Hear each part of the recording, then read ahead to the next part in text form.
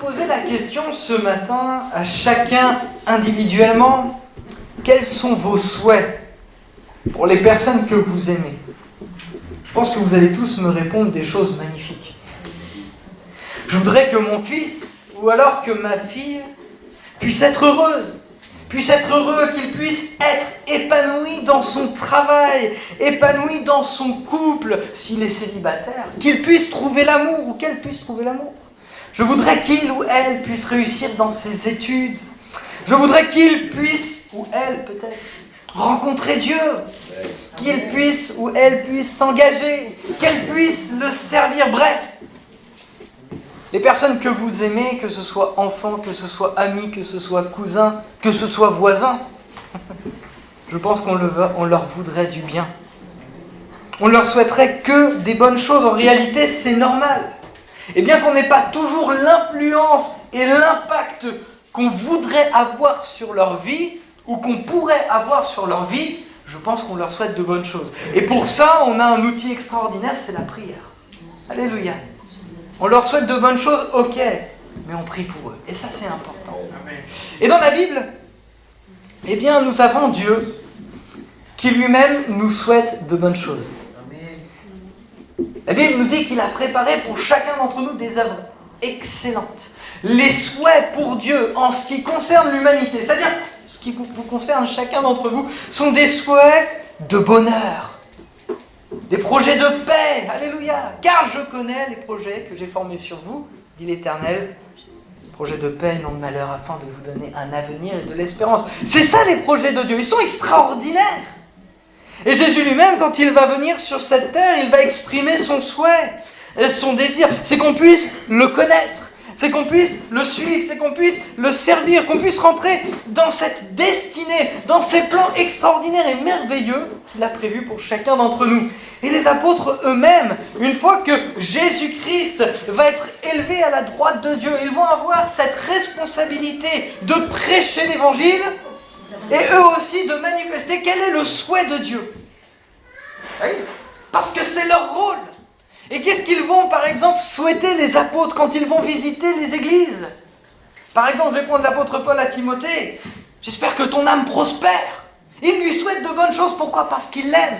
Quand l'apôtre Paul va s'exprimer aux différentes églises, il va leur exprimer de bonnes choses. Il va émettre des souhaits. Pourquoi? Parce qu'il les aime. Les apôtres, les pasteurs, les dons ministères, moi-même en tant que pasteur de cette église, je vous souhaite pour chacun que des bonnes choses. Parce que je suis convaincu qu'au-delà de mon simple désir, Dieu désire ces mêmes choses pour chacun d'entre vous. J'aimerais lire un passage avec vous dans la parole de Dieu ce matin, où c'est l'apôtre Paul lui-même qui va exprimer son souhait, son désir pour une église. C'est l'église d'Éphèse, et finalement il va le faire dès le début de son chapitre. Et on va étudier, on va s'arrêter quelques instants sur ce passage de l'Écriture, parce que les souhaits qu'il a pour cette église, je les trouve extraordinaires.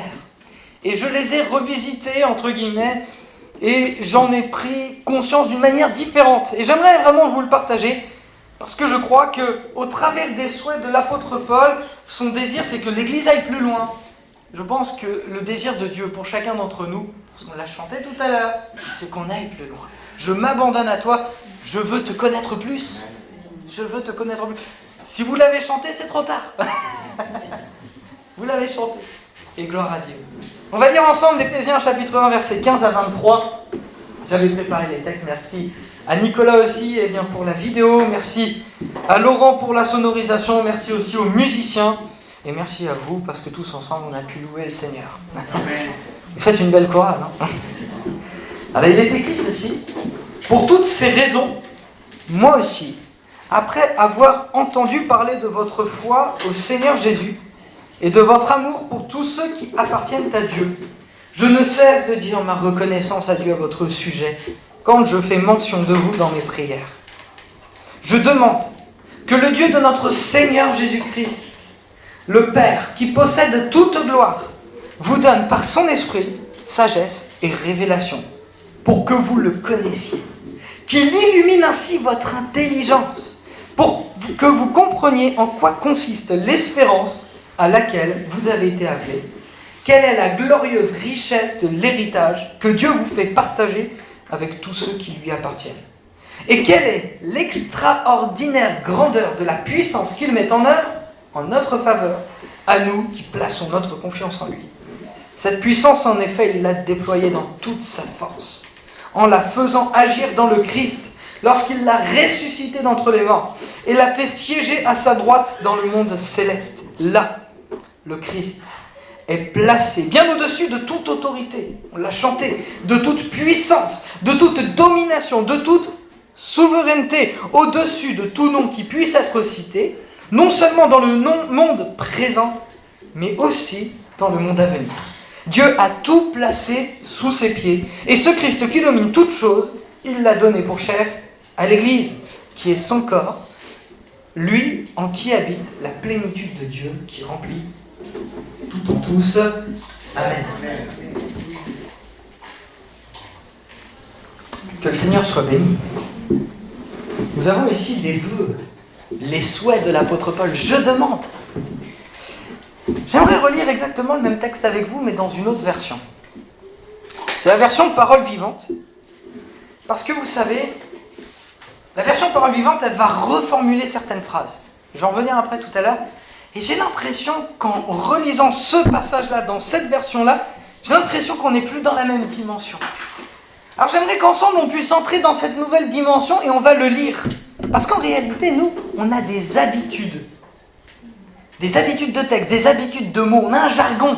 Et parfois on oublie, on est habitué, entre guillemets, à le lire. Et parfois on ne s'arrête pas vraiment sur ce qui est écrit. Alors on va le relire ensemble dans la version Parole vivante. Et là, essayez d'être attentif aux mots qui sont utilisés.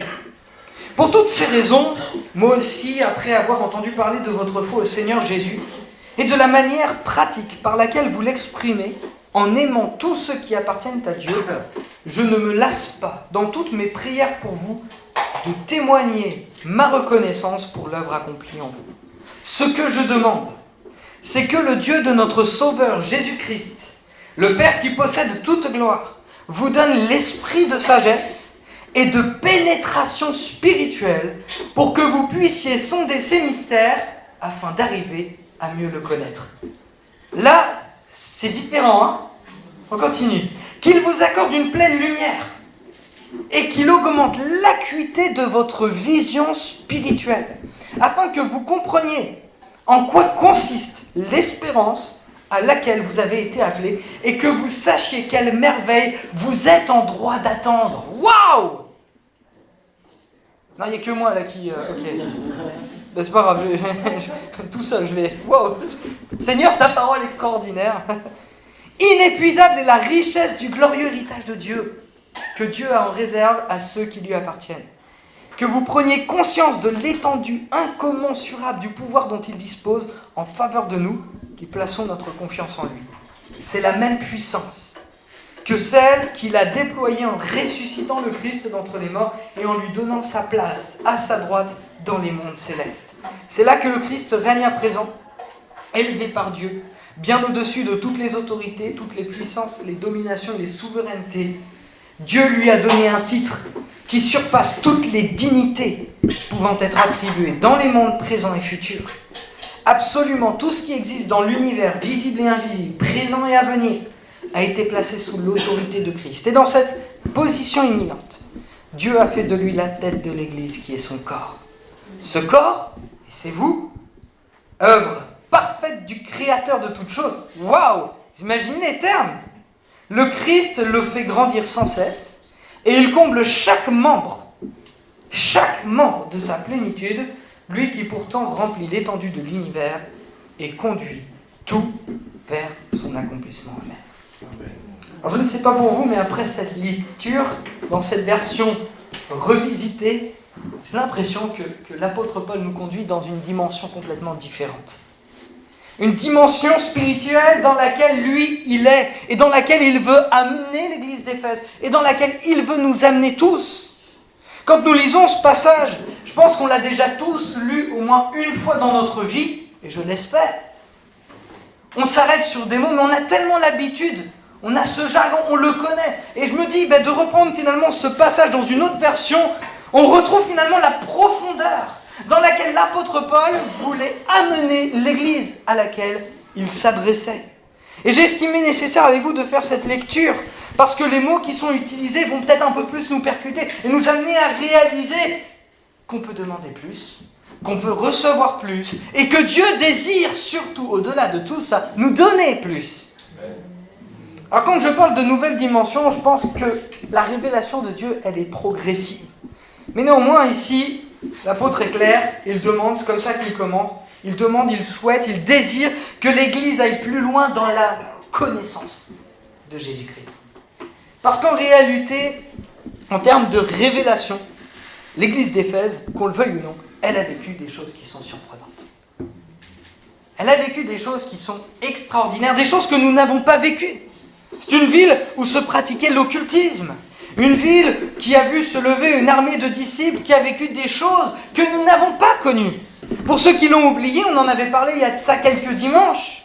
Actes chapitre 19, l'apôtre Paul, il arrive à Éphèse, ils sont une dizaine, et puis il dit, est-ce que vous avez reçu le baptême du Saint-Esprit? Ah, mais nous ne savions pas qu'il y avait un baptême du Saint-Esprit. Il prie pour eux, ils sont baptisés du Saint-Esprit. Et à partir de ce moment-là, il va y avoir comme une traînée de poudre, dans toute la ville d'Éphèse. Et il va y avoir des sorciers qui vont se convertir. Il va y avoir des personnes qui étaient sous l'emprise de liens démoniaques qui vont se convertir. Et il va y avoir une telle levée spirituelle qui est extraordinaire. C'est l'action du Saint-Esprit que tous ces sorciers, toutes ces personnes qui faisaient des choses occultes vont prendre leurs livres, vont les brûler pour un total de 50 000 francs. Non, je rigole, pas 50 000 francs, c'est 50 000 pièces d'argent. Ce qui représente environ 50 000 journées de travail. Imaginez un petit peu. Comment ? Oui, pardon. Oui, voilà, journée de travail, c'est ça. Bref, c'est une sacrée somme. C'était une ville qui était dans les ténèbres. Et la lumière de Christ, elle est venue comme un phare pour éclairer toute cette ville.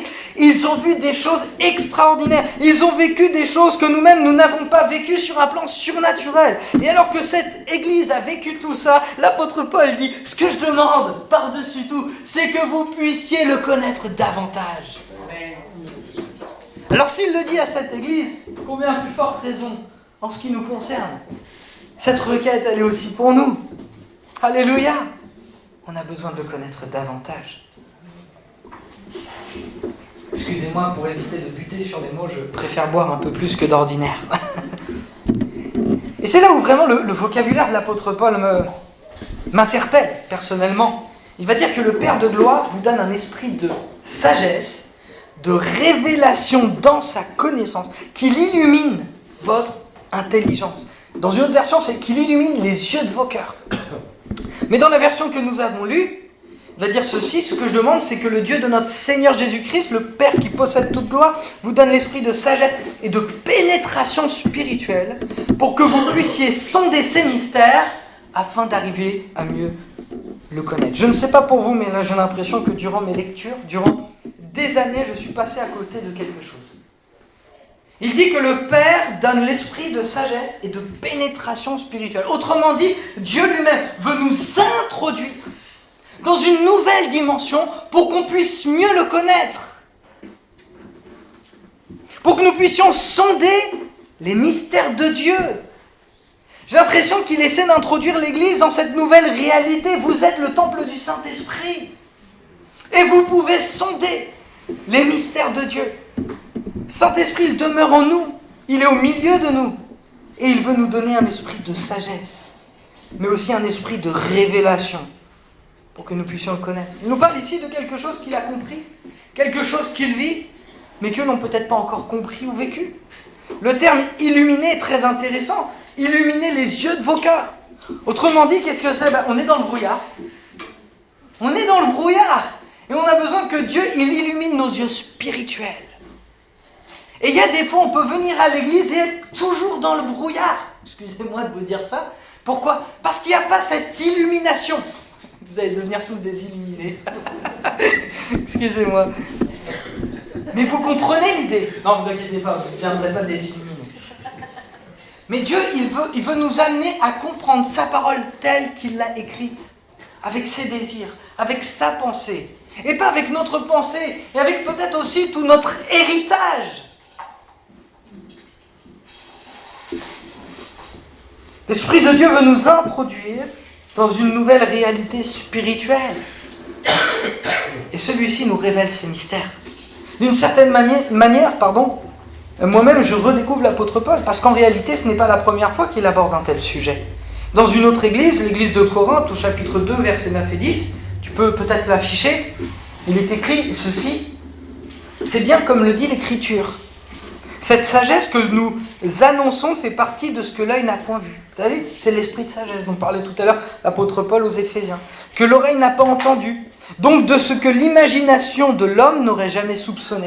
Et que Dieu tient en réserve pour ceux qu'il aime. Or Dieu nous a révélé cette sagesse par son esprit. L'esprit en effet scrute tout, même les pensées profondes de Dieu. Qui peut savoir ce qui se passe dans un homme? Ce qu'il pense en son fort intérieur? Personne. Si ce n'est l'esprit de cet homme. De même, nul ne peut connaître ce qui est en Dieu, ses pensées, ses desseins, si ce n'est l'esprit de Dieu. Or, nous avons reçu non l'esprit du monde, mais l'esprit même qui vient de Dieu, afin de pouvoir comprendre ce que Dieu par amour a fait pour nous et de pouvoir apprécier les dons qu'il nous a offerts dans sa grâce. Ici, en réalité, l'apôtre Paul va l'exprimer d'une manière tout à fait différente. Mais dans le fond, c'est la même révélation.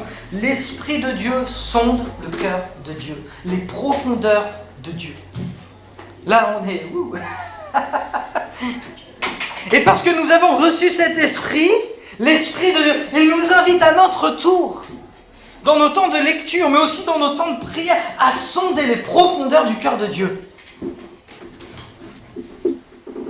Pour un but, mieux le connaître et mieux le comprendre.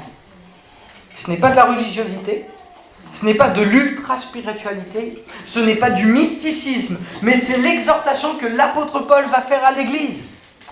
Vous avez reçu l'Esprit de Dieu, vous pouvez sonder les mystères de Dieu. Vous pouvez sonder le cœur de Dieu. Waouh! Parce que son souci,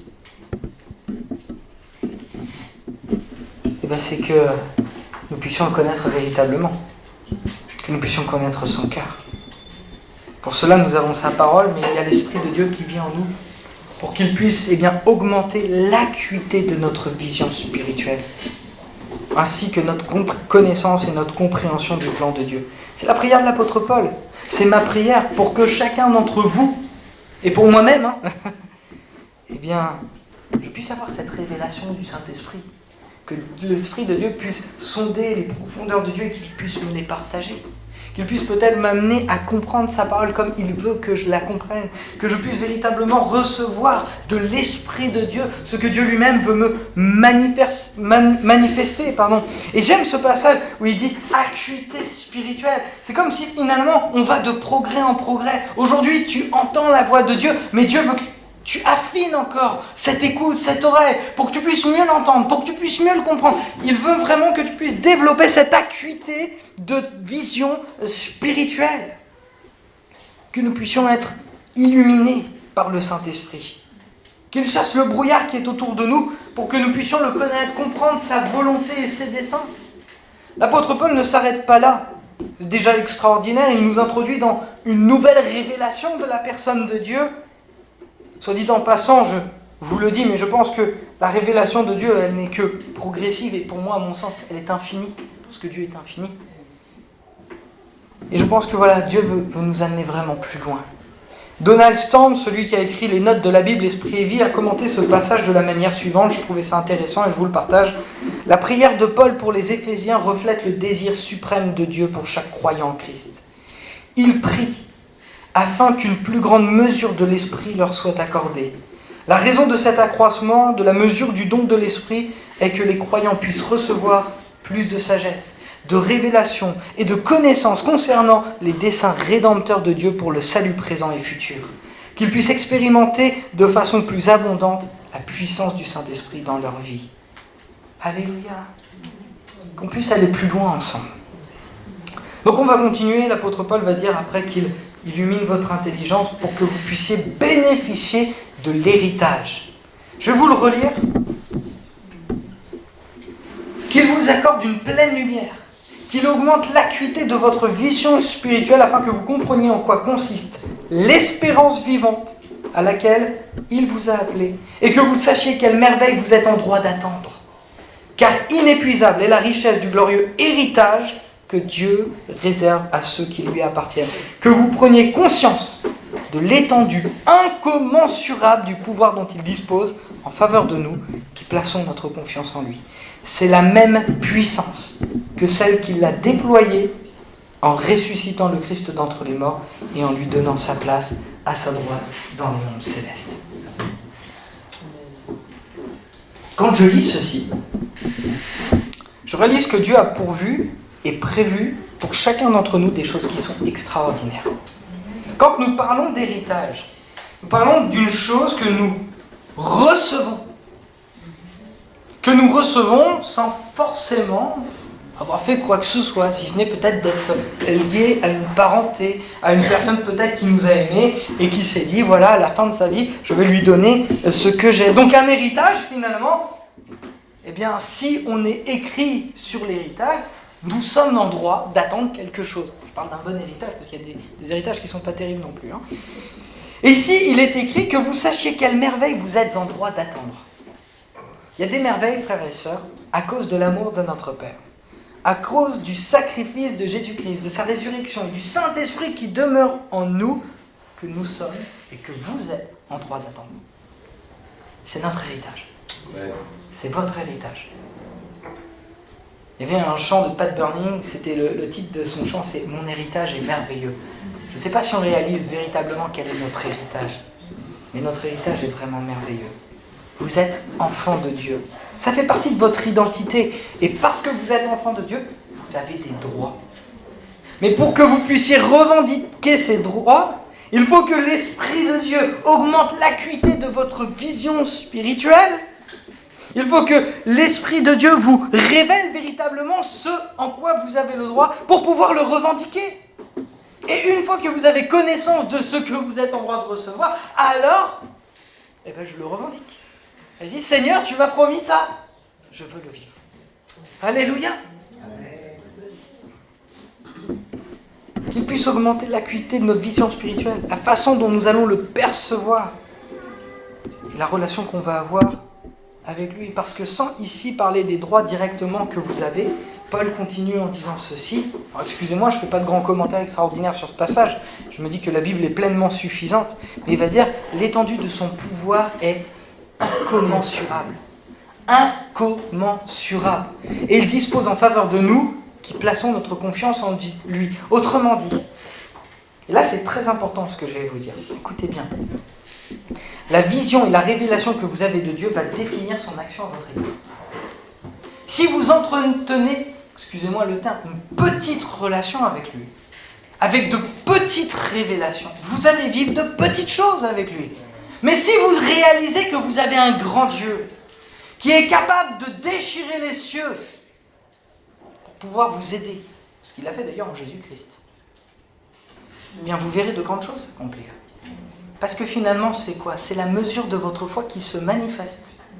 Parce que vous le connaissez, parce que vous le comprenez, et parce que vous savez ce que vous êtes en droit d'attendre et de recevoir. La Bible dit « Sois fidèle dans les petites choses et je t'en confierai de plus grandes ».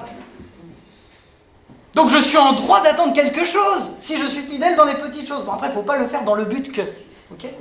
Mais je me souviens, une fois, on était avec mon épouse, c'était la première année, on était ensemble jeunes mariés, et on passait par des moments au niveau financier qui étaient assez compliqués. Et je me suis dit, qu'est-ce que je fais ? Je donne ma dîme, je donne pas ma dîme. Et puis je me suis dit, après tout, Seigneur, l'argent t'appartient, tu fais ce que tu veux. Est-ce que j'étais en droit ou non d'attendre que Dieu m'aide si je lui donnais ? J'en sais rien.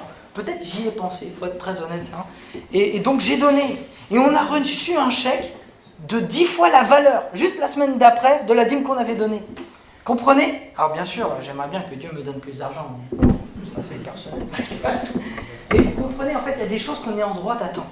Mais pourquoi ? Parce qu'on le sait, parce qu'on le connaît. Parfois on parle d'un petit Dieu, d'une petite église. Mais je crois qu'en réalité, Dieu ne veut pas qu'on se limite dans nos pensées, dans nos mots. Si tu as un petit Dieu, tu verras et tu vivras de petites choses. Mais si tu sais que tu as un grand Dieu, alors pourquoi le limiter ? Ta perception de Dieu, la révélation que tu vas avoir de Dieu va définir son action à ton égard. Amen. Donc arrête de le limiter. La Bible dit ceci, il dresse devant moi une table en face de mes ennemis. Qu'est-ce qu'il y a sur cette table ? Ce dont j'ai besoin. Le psaume 23, relisez-le, c'est très intéressant. Il dresse devant moi une table en face de mes ennemis. Et on est là, oui, bien sûr, il y a des épreuves, il y a des difficultés, mais en attendant, Dieu pourvoit. Et Dieu me donne absolument tout ce dont j'ai besoin. Mais plus je suis proche de lui, et plus je peux saisir cet héritage que je suis en droit d'attendre. Et ici, je ne sais pas si vous en êtes remarqué, on est dans la démesure. Il dispose d'une puissance sans mesure en notre faveur. Pouvoir incommensurable. Je pense qu'il faut élargir, augmenter notre vision de Dieu pour le comprendre. Et qu'est-ce que je suis en droit d'attendre ? Parce que finalement, j'ai des droits. Qu'est-ce que je suis en droit d'attendre ? La paix. Celle qui surpasse toute intelligence. La joie qui ne dépend pas des circonstances.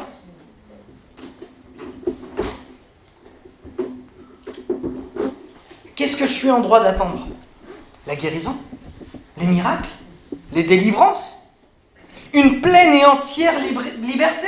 Libre de tout ce qui a triomphé de moi. Libre peut-être du passé, de l'héritage que j'ai derrière moi. Un passé peut-être humain, avec des situations qui étaient compliquées, peut-être avec des liens spirituels et tout. Mais j'ai le droit d'être libre. Pourquoi ? Parce que Christ veut le faire. Que suis-je en droit d'attendre ? La protection, le repos, le soutien, l'amour. Alléluia ! Que suis-je en droit d'attendre ? Il y a des épreuves, ok. Mais que dit la Bible ?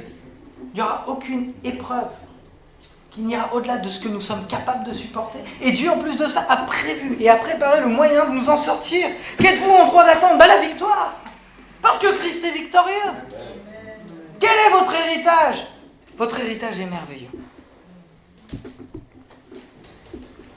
Il dispose à notre égard, notre Dieu, la même puissance qu'il a déployée en ressuscitant Jésus-Christ d'entre les morts, si on place notre confiance en lui. Alors je n'irai pas beaucoup plus loin ce matin, il y a déjà pas mal de choses qui ont été dites et je m'excuse si j'ai été un petit peu rapide pour parler avec une certaine zèle, une certaine fougue. J'avais dit un vendredi soir que j'avais pris une bonne initiative de parler un peu moins vite. J'ai l'impression que j'ai un peu de mal. Mais je crois que l'apôtre Paul, il ne se trompait pas. Bien que ce soit une église qui a vu des merveilles, de la gloire de Dieu, elle avait besoin de le connaître davantage. Les termes ici qui sont utilisés sont très précis. Alors je vais terminer et je vais juste vous relire ce passage. Parce qu'en réalité, je considère que la Bible elle est pleinement suffisante pour convaincre nos cœurs qu'on a besoin d'aller plus loin. Ce que je demande, c'est que le Dieu de notre Seigneur Jésus-Christ, le Père qui possède toute gloire, vous donne l'esprit de sagesse et de pénétration spirituelle, pour que vous puissiez sonder ces mystères, afin d'arriver à mieux le connaître, qu'il vous accorde une pleine lumière, qu'il augmente l'acuité de votre vision spirituelle, afin que vous compreniez en quoi consiste l'espérance vivante à laquelle vous avez été appelés, et que vous sachiez quelle merveille vous êtes en droit d'attendre. Car inépuisable est la richesse du glorieux héritage que Dieu tient en réserve à ceux qui lui appartiennent. Que vous preniez conscience de l'étendue incommensurable du pouvoir dont il dispose en faveur de nous qui plaçons notre confiance en lui.